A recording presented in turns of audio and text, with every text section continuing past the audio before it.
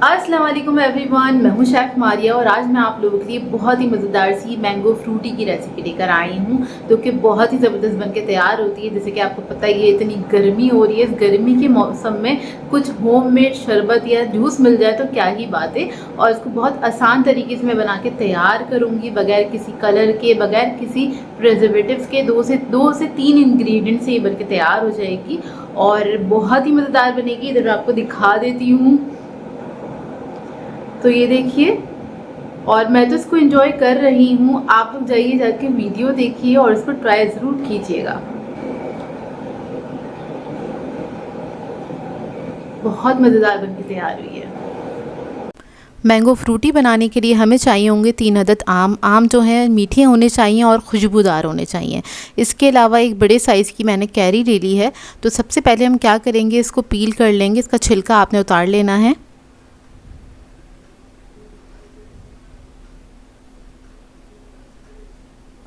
और आम का भी हम छिलका उतार लेंगे।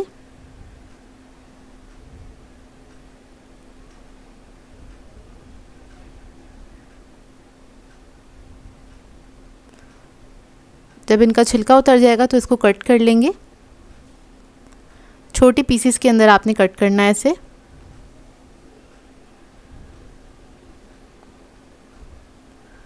तो देखिए, बस छोटे पीसेस में हमने कैरी को भी कट कर लेना है और आम को भी कट कर लेना है। इसकी जो गुठली होगी उसे हटा देंगे।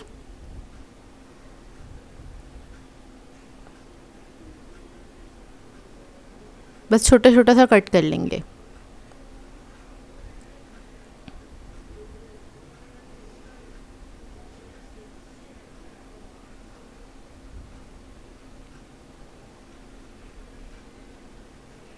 अब मैंने एक चॉपर ले लिया है। इसके अंदर इन दोनों चीज़ों को ऐड कर देंगे, कैरी को और आम को।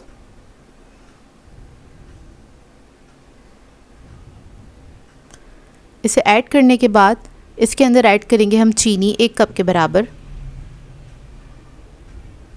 और इसको पीस लेंगे। इसके अंदर मैंने पानी नहीं ऐड किया था। अगर आप लोगों को लगता है पानी ऐड करना चाहिए, ज़रूरत महसूस करें तो बहुत थोड़ा सा पानी ऐड कीजिएगा, तकरीबन आधा कप के बराबर, इससे ज़्यादा नहीं ऐड कीजिएगा।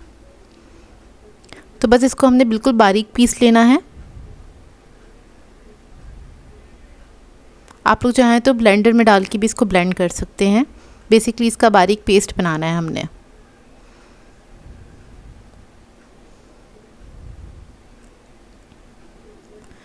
जब ये रेडी हो जाएगा तो फिर क्या करेंगे, इसको हम एक कढ़ाई के अंदर ट्रांसफ़र करेंगे।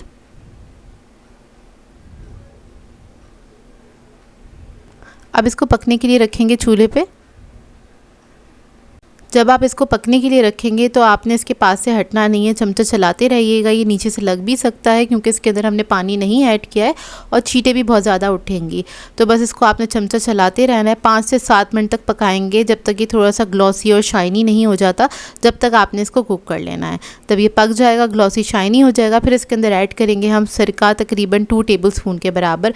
आप लोग चाहें तो इसके अंदर लेमन जूस भी ऐड कर सकते हैं। अब इसको हमने गरम गरम को छान लेना है। इसके अंदर आम का रेशा होता है और थोड़े बहुत लम्प्स होते हैं तो वो निकल जाएंगे इसके अंदर। तो इसको आपने गरम गरम को छान लेना है अच्छी तरीके से और कोशिश कीजिएगा बारीक छन्नी से छाने। इसको मैंने 2 बार छाना था। एक बार छान लिया था लेकिन बाद में मुझे लगा इसमें थोड़ा कुछ रहता है, तो मैंने एक और बार इसको, जब ये ठंडा हो गया था तो इसको मैंने एक बारीक छन्नी से छान लिया था। तो देखिए, इसको हम ठंडा करने के लिए रख देंगे और ये ठंडा हो चुका है। जब ये ठंडा हो जाएगा तो आप इसको किसी भी बॉटल में करके रख सकते हैं।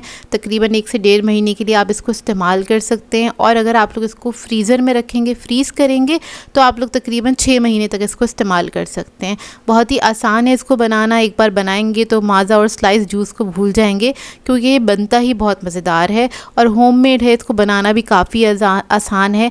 और आजकल आपको पता ही है, कैरियाँ भी बहुत अच्छी आई हुई हैं, आम भी आ रहे हैं मार्केट में। बस ख्याल रखिएगा आम जो है आपका मीठा और खुशबूदार हो, क्योंकि इसके अंदर हमने कोई एसेंस वगैरह कोई भी चीज़ ऐड नहीं करी है। क्योंकि वो खुशबूदार होगा तभी जायकेदार बन के तैयार होगा।